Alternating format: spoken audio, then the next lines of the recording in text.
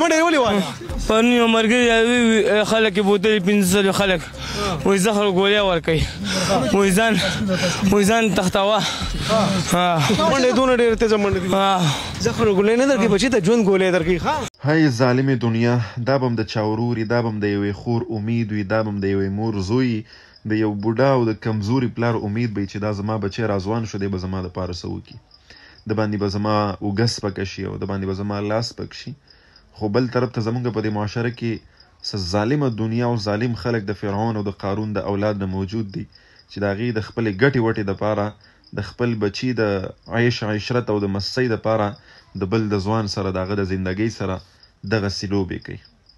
دغه ځوان تاسو وګورئ د دا ویډیو در سره وګورئ د دا خبرې واورئ او بیا راځم خپل دردېدل در سره شریک کوم امید ده چې تاسو به ویډیو ګورئ هم او چې کوم نوي ځوانان دي هغوی به هم د دې نه یو ښه میسیج اخلي او دغه ویډیو به تاسو شیر کوئ چې دغې ظالمانو ته ورسیږي کم ظالمان چې دغسې ځوانان په دې نشو تماشو باندې راړئ په دې باندې نشې خرڅوي او دغه نشه آور مواد خرڅوي دا ویډیو کلیپ لازمي وګورئ منډه ولې واله پرون یو ملګري خلک یې بوتلې 1500 خلک وایي زهر ګولۍ ورکوي وایي ځان تختوه منډه دونه ډېره تېزه منډه دي زهر ګولۍ نه درکوي بچي ته ژوند ګولۍ درکوي څه شي ژوند ګولۍ نه یوسف صاحب او څومره مودې راځي سکي زما 4 نیم کاله مې کېږي سکي څه پوډر آیسه دا چاړه د چا ده زما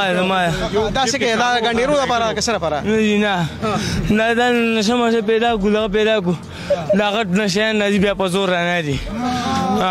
تاسو خپل هم په نشروانې کې مور د پسې ګرځي خپله مور مې مړه ده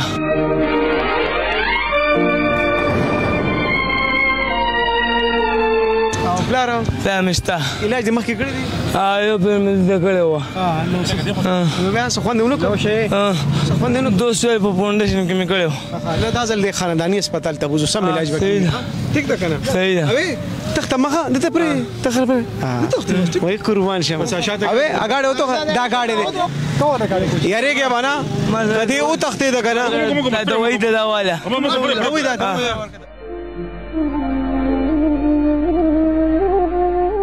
اډیره پټه کړی نه دا ولي او دا څنګه کوم ځای کوردن نه کړی دا زه بس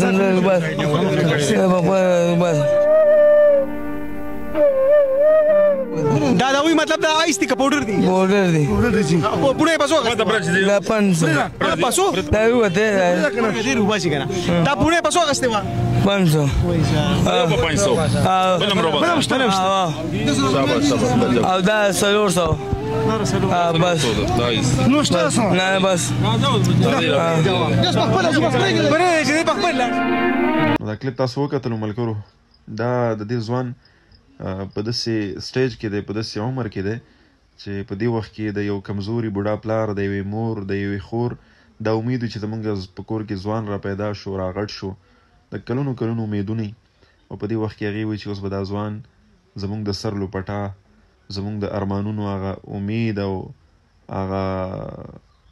چې کوم مونږ تکلیفونه تیر کړي دي د هغې هغه مداوه به شي دغه ځوان خو بل طرف ته زمونږ د معاشرې څه ظالمه طبقه هغه دغه ځوان په داسې طرف باندې بوځي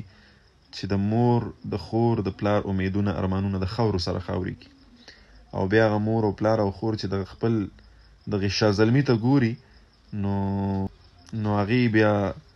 ویښ او ژوندي ګرځي را ګرځي ساه اخلي خو نور په هغې کې د ژوندون یا د ژوندون د تېرولو د کولو هیڅ څه طاقت نه وي پاتې په معاشره کې بدنام د چرسي پلار راغو د چرسي خور ده او د پوډري خور ده هغه خویندې چې هغه په حیا کې په پرده کې په خپل کور کې ناستي خو هغه بیا د دغې بېکاره ورور د لاسه یادېږي الله دې امان راکړي ځوانانو ته وایم چې د غلطو ملګرو نه